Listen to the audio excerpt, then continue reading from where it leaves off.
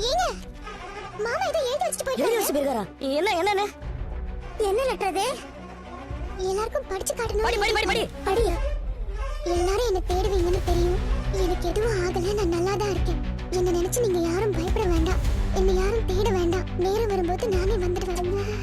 இப்ப என்ன நடந்துச்சுன்னு அவர் கிளம்பி போயிருக்காரு. டேய், என்ன நடந்துச்சுன்னு உனக்கு தெரியாதாடா?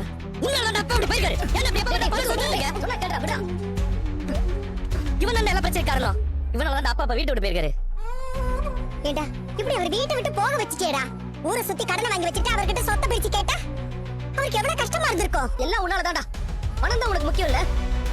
மா, இப்படி நடக்கும் நான் நினைச்சு கூட பார்க்கலமா. சாரிமா. இப்ப நீ மன்னிப்பு கேட்டு என்ன பிரயோஜனம்டா? அவரே கிளம்பி போயிட்டாரு. அங்கிள் அப்படி எங்க போயிருப்பாரு?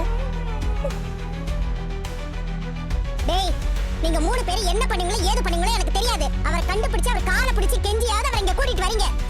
அவர் இல்லாம நான் இந்த வீட்ல இருக்க மாட்டேன். ஆண்டி, நீங்க ஃபீல் பண்ணாதீங்க. நானே வருவேன்னு எழுதி வச்சிருக்காருல்ல. அப்படின்னா அங்கிளுக்கு தெரிஞ்ச வீட்டுக்கு தான் போயிருப்பாரு. அவருக்கு அந்த வீணா போன பரசவை தவிர வேற யாரையுமே தெரியாது. இப்ப எதுக்கு மனோஜ் கத்துற?